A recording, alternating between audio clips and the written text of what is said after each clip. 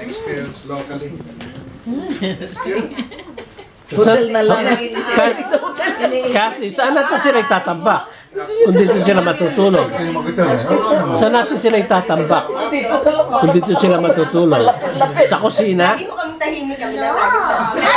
Sa bintana? Malamig. Ngayon na kami mag-iingay. Dito na lang sa kwarto.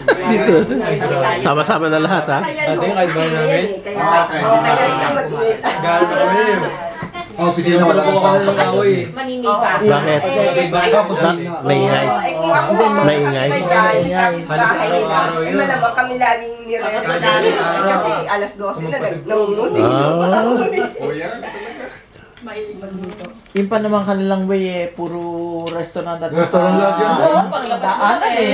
Pero may ano dyan, may curfew. Kasi ayaw nila ng ingay. May hindi yung, halimbawa yung sa gabi, may yung mga kabataan mag-bar, hindi nila pinagtatagal. Pag weekend lang, pero pag weekdays, Residency. Maganda yung ganun. nireklamo yung mga residents. Mga residents dito. Bakit sa university? So, Yun naman yung ayaw na ng mga kabataan, mga ano, kasi wala ka lang